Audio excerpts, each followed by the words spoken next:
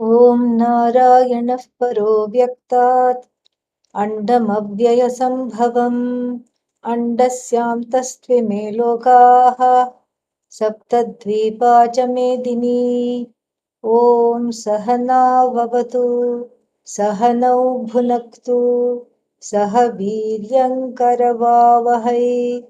तेजस्विनावधीतमस्तु मा विद्विषावहै ॐ शान्ति शान्ति शान्तिः. Verse 55, chapter 2. स्थितप्रज्ञस्य का भाषा समाधिस्थस्य केशव स्थितधीः किं प्रभाषेत किमासीत व्रजेत किम्. श्रीभगवानुवाच प्रजहाति यदा कामान् सर्वान् पार्थमनोगतान् आत्मन्येवात्मना तुष्टः स्थितप्रज्ञस्ततोच्यते. This is where we are. And in the last class, we saw the following. What did we see? We saw that the definitions of a person of knowledge, they are not based on external criteria at all. And whatever external criteria we may put on the person or how they should be is very well, it could be a kind of a subjective projection based on one's own filters, subjectivity. It could be very well one's own subjective projections, because it has really nothing to do with the objective definitions of what a jnani is. Why? Because what happens is that it is all, it is all an inside job. Vedanta is an inside job. It's not something where you steal away your own ignorance and you chip away at that by exposing oneself to the knowledge. So most of the transformation is happening inward. Outwardly, what is there for the people to encounter is the personality. Some jnanis might be little grumpy, very rare, but it might be. Grumpy means not very much aloof, not very much interested in talking to people. And maybe they just go their own way. Maybe they're a little gruff when they come across interpersonally. And then such people, it is very easy to dismiss. And then some other jnanis might be very outgoing, very friendly. And so that is the continuum. There is definitely a range. But what is the range? The range belongs not to the Purusha, the person, but the personality. So the personality is often mistaken for the person, because this is what we do and this is how we judge ourselves and people in the life. This is the tendency anyway. So the criteria for recognizing the jnani have to be objective, and this is the spirit in which Adi Shankara takes the question. How should I recognize the jnani? And Arjuna's question is also very, very appropriate, because we don't know how to look at the jnani. We really do not know. We don't have any criteria how to look at the jnani, what to do. We have no idea. And so Arjuna is humbly asks this question, because he says, if you want me to be a jnani, I should have a few of them walking around. I should be able to recognize who they are. And when I'm not able to do this recognition, then how will I know how I should be? And so the the human being's desire for a role model in the form of this jnani is also very valid, as it comes across in Arjuna's question. Very, very valid. You have to have some kind of objective criteria, and how do I recognize one when I see one is a very, very important question. And that question is important because I want to be one. That's why I want to see one. But then, in the lack of what is that called? In the absence, in the total absence of the um, objective criteria, the total absence of objective criteria opens the doorway for all kinds of subjective conditions of how a jnani should be to creep in the mind. And you can see from so many examples that we have looked at, encountered in the Upanishads, etc., we can see how these subjective criteria take root. Supposing if somebody has a gender bias, which is very common in the religious world, and not just in the Hindu tradition. In the Hindu tradition, actually, we are better off, but in the other traditions also. So if you want to look at a jnani and there is a gender bias, all you have seen is just men. And then you come across a woman, and then it's very easy to dismiss the woman because there is a gender bias. For this person, jnani must mean only in the male body. So that means what? Half the population is automatically disqualified at birth. No hope. No hope at all. So there is a gender bias. Or somebody may have an ethnic preference. I won't call it a bias, an ethnic preference. And the person says, such people say, a real jnani has to be in from the east. I only want eastern stuff, not western stuff. That again disqualifies a lot of beings from gaining and abiding in this knowledge. So the body of the jnani has to be Indian. Otherwise, it's not a possibility. There are certain deep-rooted notions like that. There are deep-rooted notions. And then, so like this, there are very deep-rooted notions, and which are very difficult to remove because the force of the cultural and the social conditioning is something to be reckoned with. Not easy to give up. Not easy to give up. And I encounter it all the time. I know this. I encounter it all the time. This is not the story I'm about to relate is not a story of has nothing to do with jnani, but has to do with cultural conditioning. So there was a family that came to visit, and they said that they had been told they sat, they talked for a long time. They were just lovely people, very nice people, and then they had had some difficulties in their life, which had various manifestations in the form of sickness, in the form of disease in the family, in the form of um, one of their sons not getting married, and so many ways. They had a lot of vignas, obstacles. And an astrologer, very acclaimed astrologer, had said that go visit a swami, go visit a swami and then do some seva, and then there will be parihara of that. This will go visit a swami. So they came, and then they said that we're so happy to be here, etc., etc. And this is what the astrologer said, that the remedial measure is to go visit a swami. And then, I was just talking to them, and then they said, now we have a question. Can we ask you a question? And I said, sure. I said, we have looked high and low. There is no Swami at all in town. There is no Swami.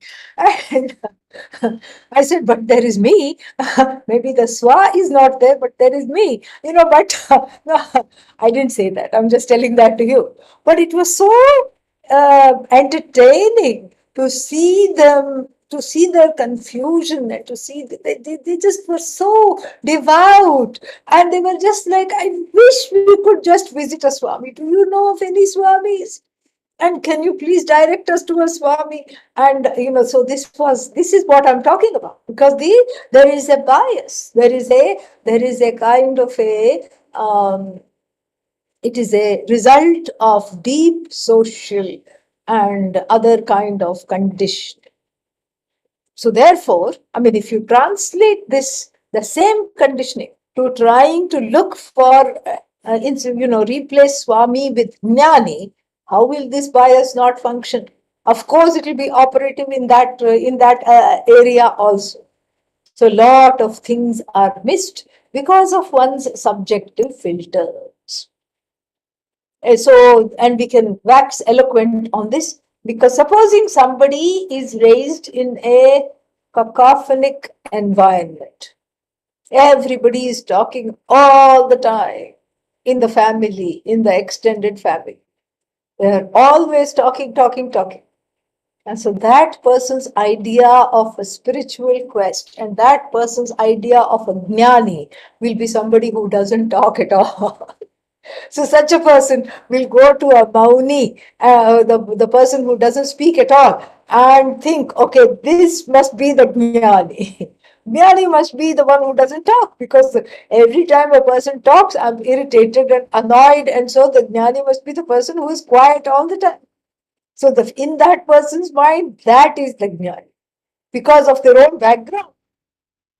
Or somebody comes from a family which is, they had ice cubes for their parents. Okay. Instead of parents, they had a couple of ice sculptures. And so then, for such a person, the Jnani must be somebody who talks, who engages, who is warm.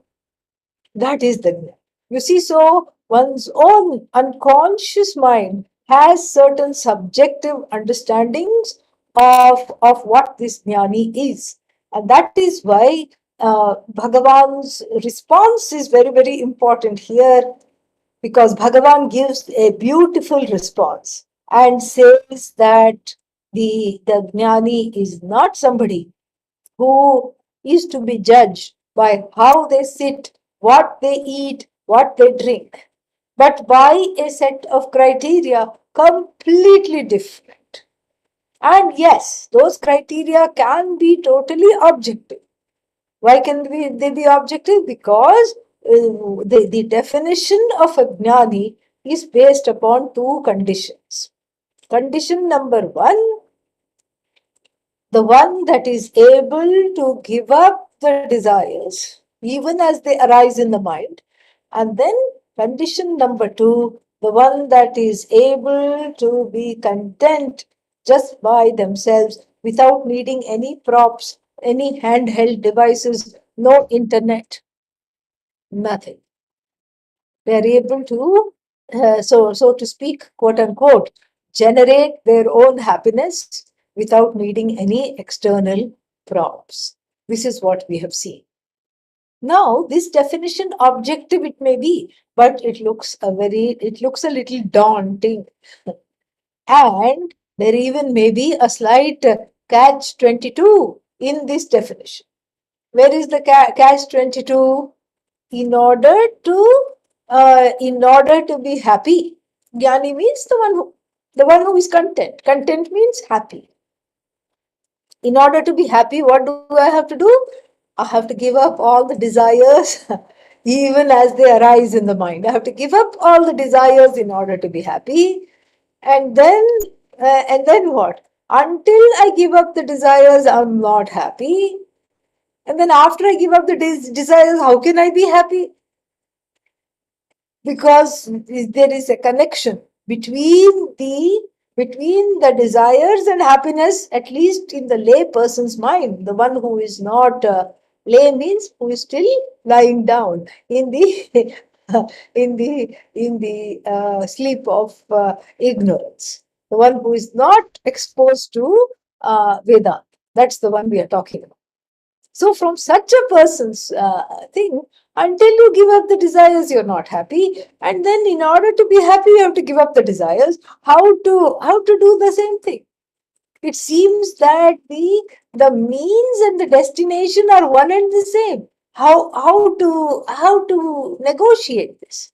That is the catch 22, and that is why the idea of a gnani is very, very vague in people's mind, even with the objective definition. So if the person has, if the person has given up all the desires, then how can they be happy? This is what one can think. How can they be happy? Because the definition of the jnani is very much here the means for gaining happiness. And so then there is a definitely a catch 22, which is not unlike the ancient adage. But there is a kind of a weirdo in the village. The village weirdo, again, goes to the astrologer. The family goes to the astrologer and says, this fellow has no social skills, seems kind of unbalanced, does whatever he wants, what to do? And the astrologer says, marriage is a very good possibility, he'll be okay. Get him married, he'll be okay. Now, no father in the village wants to let his daughter come within 100 yards of this fellow because he's a weirdo. Simple. So unless he gets married, the madness will not go, and unless the madness goes, he will not get married. This is the similar catch 22. And unless you give up the desires, you will not be happy. And unless you are happy, you cannot give up the desires, because in your mind there is a connection between the giving up the desire and happiness. There is a definite connection. So this appears to be very vague. What is this? What is this? How to do this? How do I go to the other side of this conundrum? That is a very interesting conundrum, because in most people's mind, two things are there. First, we as a people, this is what they think, are not happy. And second, we have to be busy fulfilling our desires in order to be happy. Everybody lives with the hope tomorrow will be getting better. Day after tomorrow will be better. I'm just going to a difficult period. I'm going through a hard period. Why is it hard? Is your transit Jupiter in a bad place? No, no, no. The transit Jupiter is in a very good place. And then so what is happening? No, there is malefics on this side and that side. One side Shani looking at Jupiter, another side Rahu looking at Jupiter. So poor Jupiter is hemmed in like this, and then is unable to give all the benevolent influences. And so therefore, once this period is over, then I will be happy. Okay, then until when will this period last? Oh, another month or so. Then after that, what happens? Something else will be there. Something else they will be catching, some planet will be catching hold of the person from some angle or the other. And if the planet is okay, the aspect is not okay. If the aspect is okay, something is combust. Combust means it has come under under the light of the sun, and it's burnt to a crisp. The planet is not burnt to a crisp. The planet is unable to give its power, lend its power into the life of the person. So like this, something or the other is always wrong. But something or the other is always wrong, but at the same time, the person is keeping on thinking something will change, something will change. And here, Bhagavan Krishna gives a very important correction to this train of affairs. That Really, the wise person is happy regardless of their horoscope and regardless of any external things or any internal props, external props, without depending on any condition whatsoever. Nothing, nothing. They are just happy. And so this is the way to go about it, and then to look at it. And then when we can accept the possibility that somebody can be happy without needing anything at all, when somebody is happy, if we can accept that possibility, then we can look into the nature of desiring itself. So the desires are to be removed even as they come in the mind. And if that is the case, then there will not be any books written on the Upanishads. Because even for Adi Shankara to write a commentary on 10 Upanishads and on the Bhagavad Gita required a certain desiring. The desire to write must have been there. The desire to share this knowledge with everybody else must have been there. Make other people also know what one knows must have been there. So then, if there were no desires at all, then the jnanis would not teach, because obviously to teach also requires desires. The desire to teach is what makes a person teach. So then no jnani will teach, and anybody who is a teacher, you have to run far away from them because they are not a jnani by this definition. And so this has to be looked into very, very deeply. And so therefore, this is something which is very interesting here. So there seem to be two kinds of desires. The one that you hold on to, and the other set of desires that hold on to you. This appears to be the difference. So you hold on to the desires means it's very easy. I'm holding on to something, I can drop it at will. Prajahati yada kaman sarvan. Sarvan means all of the desires I can drop. Even if a jnani has a desire to teach, but then the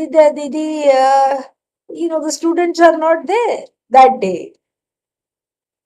Goes out, let's imagine in Rishikesh, goes out, sits under a tree and waits for the students to come. Nobody comes. What does the jnani do? Does not sit and cry, takes a nap under that very same tree. No problem at all. So if you are holding the desire, then you can drop it. But if the desire is holding on to you, then that means you are under its spell. This is the difference between the two kinds of desires that the Bhagavad Gita talks about. One is harmless because fulfilled you are okay, unfulfilled also, when that desire is unfulfilled also you are okay. But the other kind of desires that appear to create a pressure is the one that we have to look into and is the one that we have to overcome. That is the one that has to be given up, as those are the desires that need to be given up even as they arise in the mind. Because the first category of desires, that fulfilled they are okay, unfulfilled also they are okay. They don't pose a threat.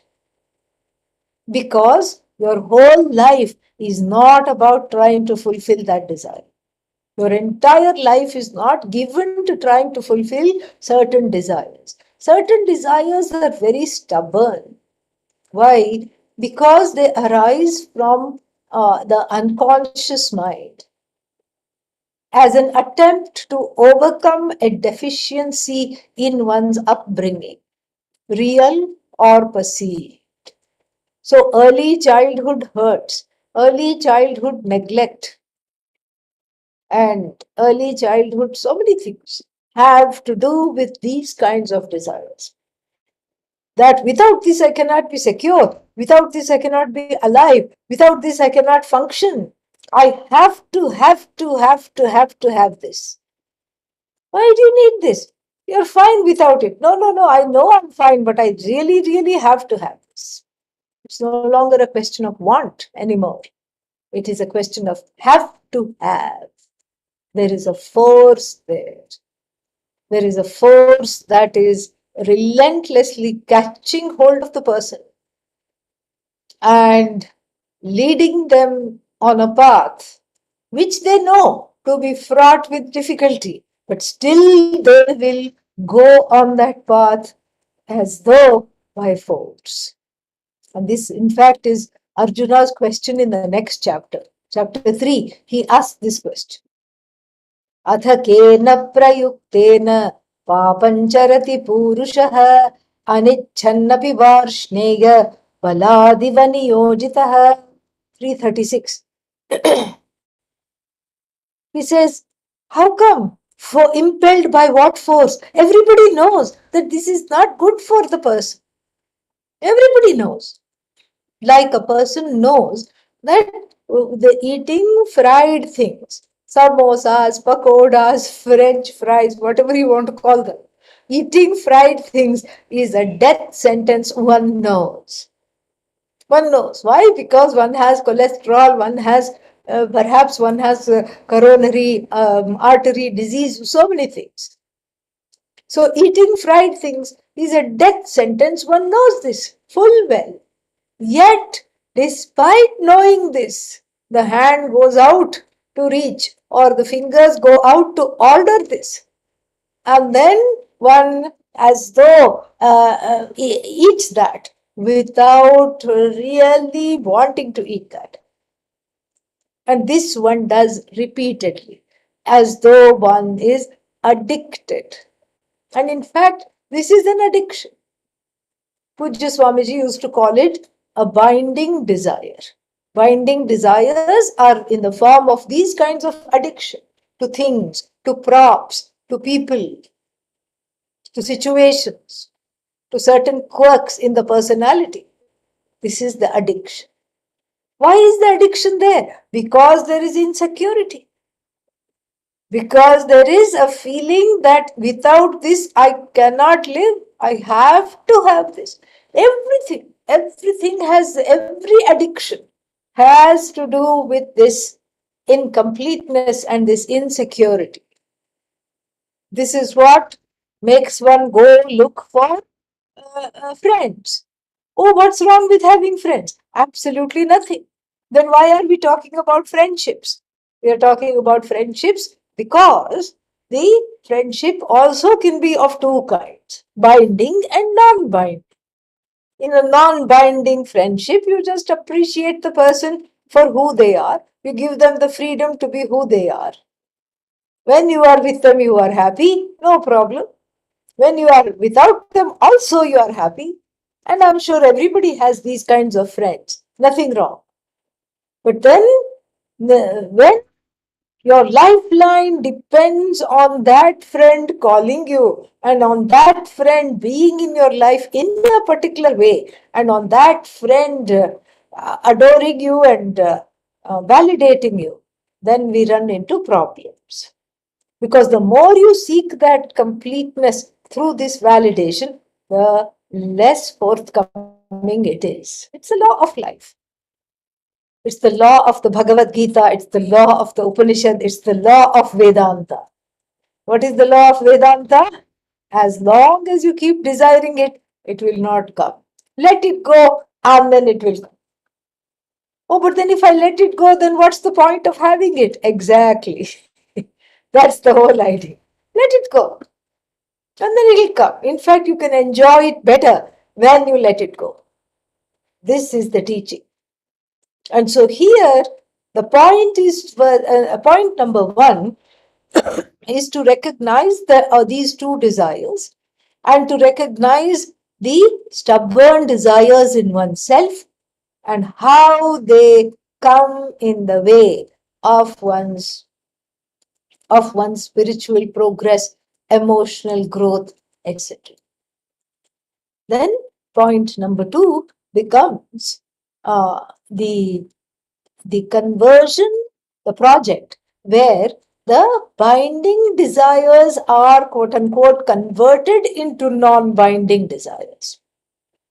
Even the friendships and other association with people without whom I feel I cannot live, all this has to be converted into non-binding desires. The addiction is pulled from these connections. Very important it is to do that. Pujya Swamiji wrote a book, Freedom in Relationship, rather than freedom from relationships. That is the idea.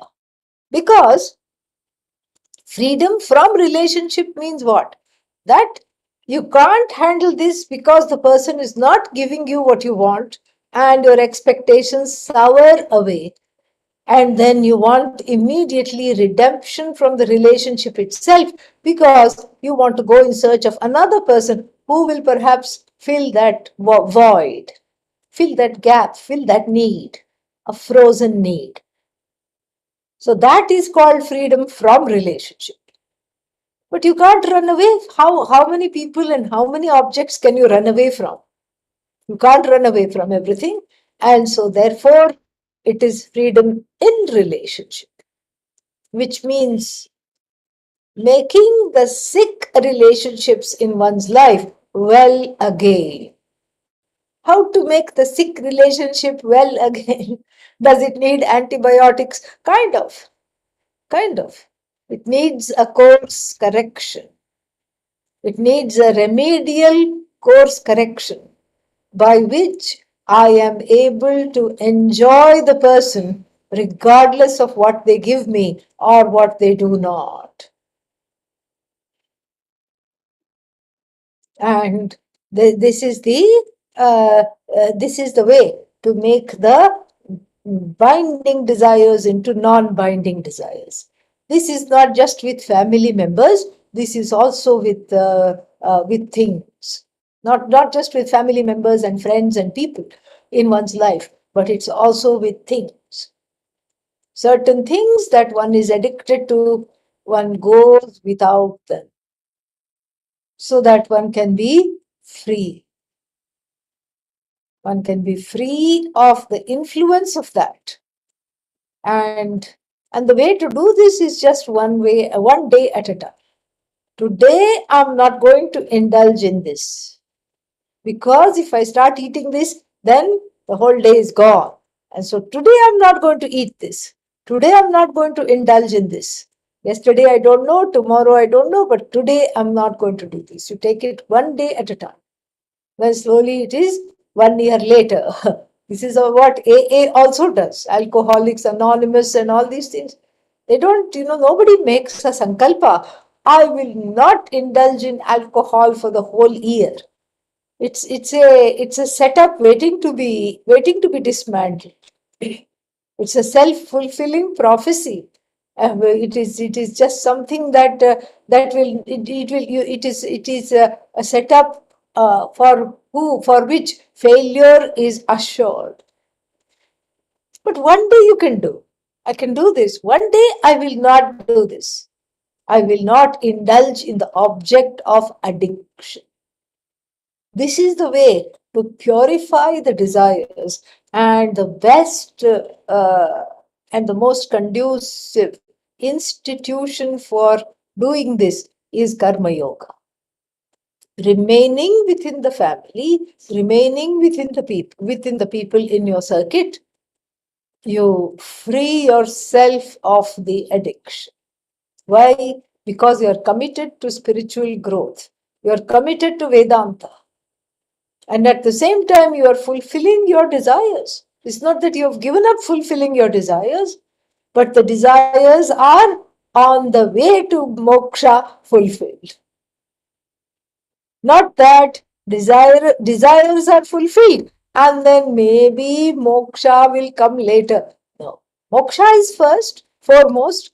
My sights are set on moksha, and on the way, I'm just stopping, I'm just studying. And then the next stop, It's like I'm on a train to moksha, and then one stop, and then I look around. Oh, there are some nice things which are being sold, and then I'll get some things. Another stop, I get down and fill my water bottle. Third stop, some friend lives in that place. This used to happen all the time. The friends who live in a particular place on a route of the train would come and greet you in a stop, and then would bring you lunch. This is what would happen. They would come and sit in the train with you, and then they would get off when the train started to move. And in the olden days, that's how it was. But that's also just a stop.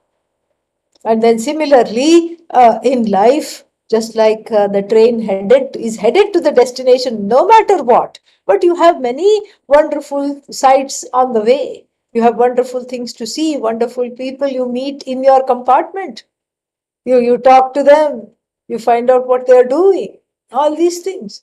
You have wonderful conversation, you share your food with them, they share your food with you. It's all on the way to moksha. Similarly, in life, also, one stop education, second stop marriage, employment, third stop marriage, fourth stop children. They're just stops. But what do? We as a people make them into a full stop. Moksha is gone, and yes, okay. So the many people in the world think that marriage is the end in life. This is the end in life, nothing more.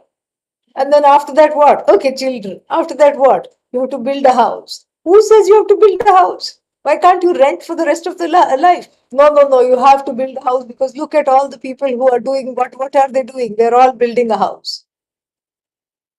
And then what? Then you have to build a bigger house. First, you have to buy a house. Then you have to build a bigger house. Dream house. The dream house becomes your nightmare because then you have to clean every corner. And all the nonsense you have collected to fill up the dream house has to be dusted regularly. And all these things you have to upkeep this dream house, which is a total nightmare. And to sell it is another nightmare, because why would anybody want to buy your dream? They have their own dream. They will build their own dream house rather than buy yours. And then what? Then you sell that, and then what? Then you get into something little small, an apartment, a townhouse. Then that also is difficult to upkeep. Then an apartment. And then what? All you want is one room. And then the room also is too much. All you want is a, 7 foot long bed. That's all it amounts to. That's all it amounts to. It's like one goes a certain way and then one has to reverse back. This is what is called the immigrant experience. People go to England, America, etc. Oh, first we get into an apartment, and then we have to have a townhouse. Then we have to buy a house. Then we have to build a dream house. Then you have to sell the dream house. Then you're back into a small apartment. Then after that, just one room. You can't go out of that room because so many things are starting to ache in the 80s. When one is in the 80s, everything pains. When all the time. And so this is the law of life. And then what? Then you just are in the bed, uh, uh, you know, 4 by 7, 4 feet by 7 feet bed. You are just there. And so, therefore, the the the the desiring itself is not wrong. As Bhagavan will tell us in a later chapter, Kamosmi Bharatarshabha. I am in the form of desire. I am desire itself. What are you talking about? I am desire. And if I am in the form of desire, then you cannot get rid of me. I am in the heart of everybody in the form of desire. Desire is a manifestation of Bhagavan. When it is non-binding. When is it non-binding? What is a sure way of making sure that it is of assuring myself that I have only non-binding desires? Follow dharma. sieve the desires through the filter of dharma, that is when the binding becomes non-binding. Because half the things do not qualify, they are not worth pursuing in general. Why? Because they are illegal. And then they don't pass the muster of Samanya Dharma. Then some others, whatever is left, does not pass the muster of Vishesha Dharma. Dharma means the Dharma as the iteration of Dharma in the current day and current time. It may not be illegal, but it's certainly unethical and inappropriate. Then whatever desires are left have to go through the sieve of Swadharma. Swadharma means what is it that I have to do? When somebody says, I want to get married, and the guru says, no. Why? Because that person happens to be a brahmachari. Nothing wrong with getting married. But that person has taken a vow right now. So you can't just, get married and still be a brahmachari. You cannot do that. And so like this, that's why Pujya Swamiji would joke that all the desires that one has are either illegal or immoral, or they have too many calories, like the gulab jamuns and the fried stuff that we were talking about earlier. And so therefore, see, by the time you're through with dharma, there is no, there are very few desires left, really. And those you can take care of with deferred gratification and other psychological tools. You can take care of that. But moksha is not given up. The desire for moksha must be kept burning all the time. In a big way, it should be kept burning, and the rest of it can be just taken care of. Because then it's just a stop along the way. Marriage need not be threatening because it's a stop on the way to moksha where I can dress up for moksha. I can prepare myself for moksha. Because then marriage means what? I have to adjust to a person's ahankara. With great difficulty, I can even manage or handle my own ahankara. Then marriage means somebody else's ahankara I have to live with. I have to adjust. And if it's an Indian marriage, you're dealing with a whole family, not just a family, but the extended family also will have a say in your life. That means more ahankaras to adjust to. Actually, that's kind of joyful because that means that my own, what I want, I have to have this in this particular way is wearing out. It's wearing out its welcome. All these desires are wearing out their welcome, and I become a much more accommodative person. If marriage makes you accommodative, children make you compassionate. That's what it is. Children make you patient and compassionate. And so all these qualifications are needed in order to assimilate and blossom into this knowledge. In order to assimilate these teachings, one has to have that. One has to have that preparation. The preparation can be gained in two ways. It can be already gained, perhaps in the last life, or it has to be gained in this life. Those are the only two ways. That's why some people need not go through, and this Adi Shankara talks about this in the Aitareya Upanishad Bhsshya. You need not go through this. One need not go through the various ashramas. First stop, student. Second stop, employment. Third stop, marriage. Fourth stop, children. Fifth stop, retirement. Sixth stop, full stop. You don't have to go through this at all. You can immediately go from student life all the way to completely committing for this knowledge without having lived the what is called the regular grihastha life. You can do that. And why is it that you can do that? You can do that primarily because you have gained the training and the maturity in some other life. So What is your whole purpose in this life is to study. That's all it is. And so there's only two ways of gaining the maturity. Either you have done it in the last life, and then you still some more to do in this life, or you have to do this in this life. While studying, you gain the maturity, and the whatever accoutrements are there for the study, you just gain that. That is what it is.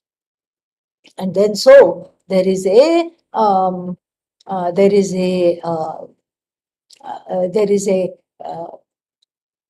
philosophy here, a philosophy that is a lived philosophy called Karma Yoga.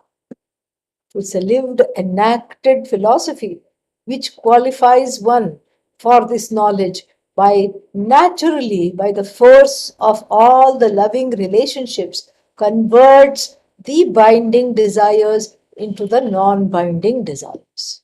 That is the main way in which one qualifies for this jnana. And then one can see clearly that the desires that the jnani doesn't hold on to any desires, and neither do they hold on to her or him. They do not cleave to him or her. Because there is no longing. Why is there no longing? Because the destiny called moksha has been gained through this knowledge. How can a destiny be gained through this knowledge? Because the problem was not with going somewhere or getting something, the problem was with self ignorance. Because of self ignorance, I came under the spell of all its broods: incompleteness, insecurity, self loath, self critique, self judgment, judgment of sitting in judgment of the whole world. All this I let go. And then what? So then what is left is to just live happily, nothing else, because all that judgment and all this is inhibiting the truth of myself. So dropping that requires inner maturity.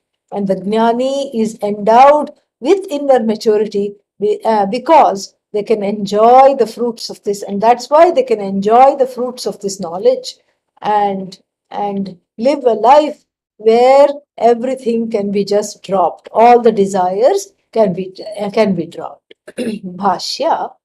Uh, प्रजहाति प्रकर्षेण जहाति परित्यज्यति यदा यस्मिन् काले सर्वान् समस्तान् कामान् इच्छा भेदान्. So he is told prajahati yada kaman sarvan partha is the name. Pritha is means Kunti. Prithayaha putraha, Pritha putraha is Partha. That is the meaning. The son of Kunti. That is so another name for Arjuna. So prajahati yada, when the person gives up what? Sarvan kaman manogatan. Prakarshena jahati, forcefully lets go. Let's go. Forcibly, actually, we shouldn't say forcibly, completely, totally. Totally lets go of everything. Ichha Bhedan means the desires one by one, whatever comes, various desires in their entirety. And then what? That is the first condition. Atmani eva atmana tushtaha. So he says, He Partha, manogatan manasi pravishtan hridi pravishtan. So the desires that have entered the heart are immediately given up because there is nothing, they don't have a hold over that person. Even the giving up here is not an action. The giving up is happening on its own. So, sarva karma parityage tushtikarana abhavat sharira dharana nimitta sheshe chasati unmatta pramattasya iva pravrittihi prapta iti atah uchyate. Iti atah uchyate. What uchyate? So when the person abandons totally all the desires, and then without any thought of wanting something or the other, and completely asanga. Asanga means indifferent to everything else, then this is the person, and then the people are happy in themselves, then the person is supposed to be a sthita prajna. The sthita prajna, and the person is called as a vidwan. And then, so here, what is this vidwan? The two criteria are very nicely talked about. So, sharira dharana nimitta sheshe chasati.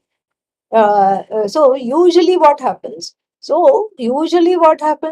The person, when one, if how to put this, because in Sanskrit it's so easy to understand the construction, it's harder to translate. So when one gives up the desires, with the cause of contentment is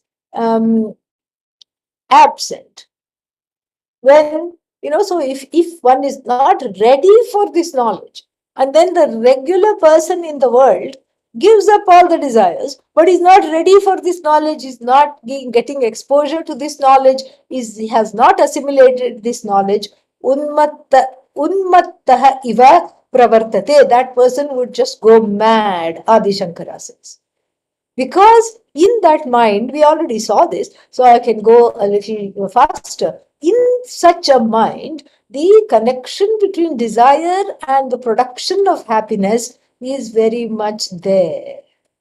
That connection can only be cut when one has Atma Jnana, when one has the knowledge that one doesn't need to fulfill the desire in order to be happy. And that is the and to so the body still has to be sustained, and then the sharira nimitta is there, and then the one might resort to, one might resort to mad actions, adharmic actions. That's why this has been said. What has been said? Iti uchyate atmani eva pratyakatma swarupe eva atmana svena eva बाह्यालंबन निरपेक्षः तुष्टः. That is why the second condition is given. So the first condition is what? The one who gives up the desires happily. Now, if one is not ready to give up the desires because the knowledge is missing, the knowledge that I am a non-wanting person is missing, that person will go stark raving mad. But that knowledge is therefore the second criterion comes into light here. Atmani eva atmana tushtaha. The one that is happy being who they are, regardless of whatever desires are fulfilled or not. Pratyakatma swarupe eva. In the swarupa of oneself alone. Svena eva, by themselves alone. Means what?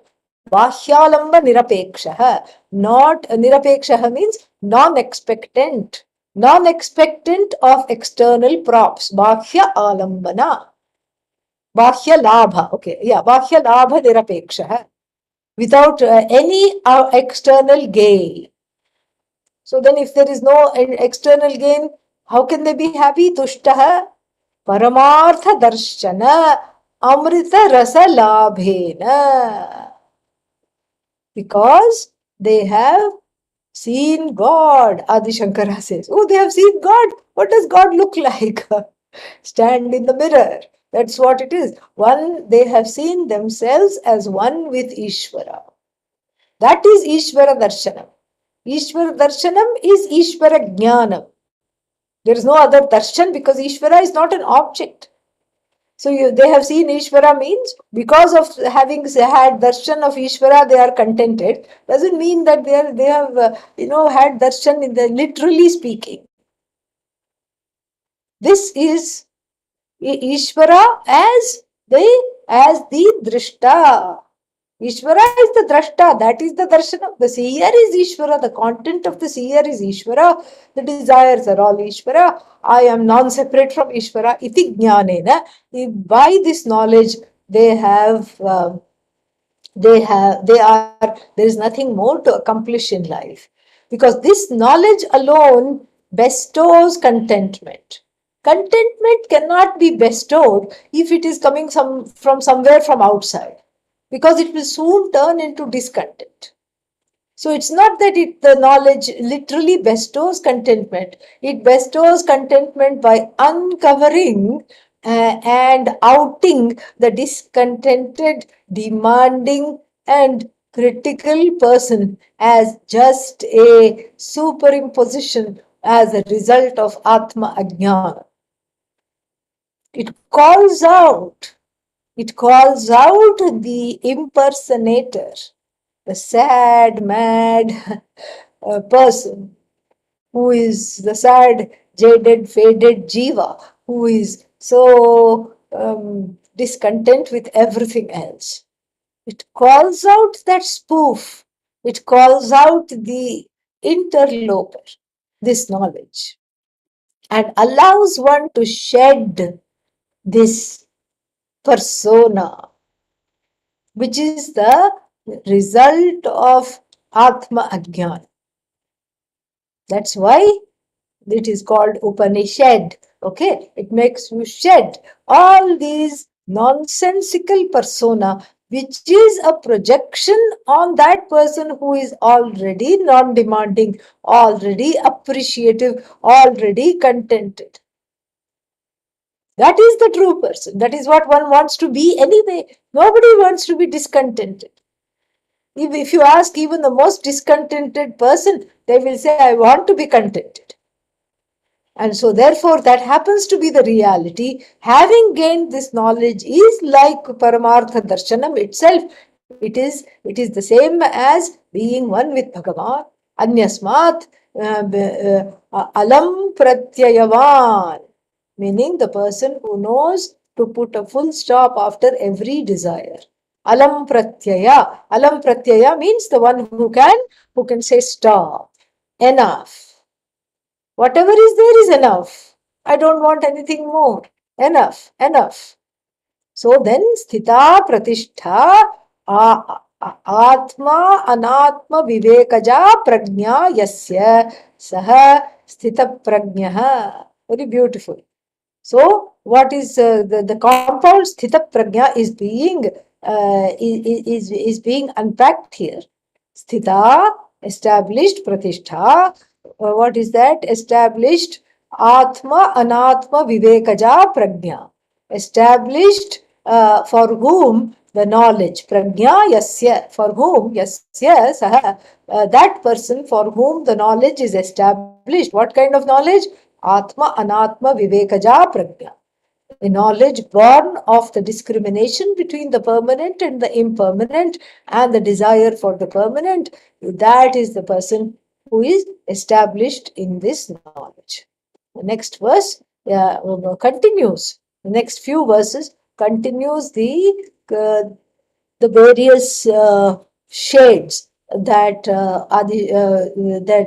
Bhagavan Krishna and then Adi Shankara, fill in the blanks of what is it to be a Sthita Prajna. We'll see that next week. Om Purnamadav Purnamidam Purnat Purnamudachyate Purnasya Purnamadaya Purnamevavashishyate. Om Shanti Shanti Shanti. Harihi Om Shri Gurubhyo Namaha. Harihi Om. I think for some people time is changing. Yeah? This weekend? Yes, sorry. Yes or Swami. no? Please show at March least 12th. one sign of life. Yes, March Swami. 12th, we are changing. Is the time changing this weekend? Yes, Swami. Yes, Swami. Yes, Swami. Sunday. Yes, Sunday. Oh, she Uh, is. Yes? Swami, you're No? not able to hear. Yes. Yes. She's not, I think Yeah, Swami, if you're talking, I'm You're not not able hearing to hear you. us. Okay, yes, the time is changing. So I don't know what's going to happen, but March 12th. Yeah, is that a Saturday? Sunday. Yeah, it should usually happen on a Saturday, this thing. And we have a very busy weekend. So the time is not changing for me. So all the classes will be exactly the same time as India time, as before. So for you, it will be a little later, I think, 1 hour later or something like that. And so please adjust the times accordingly. Meanwhile, if you are there, please put a note in the website about that. Okay. Yeah. That maybe regardless of the time, you just put the change times there. That will be good. You just put the new times there. So therefore, it will be all updated. Thank you.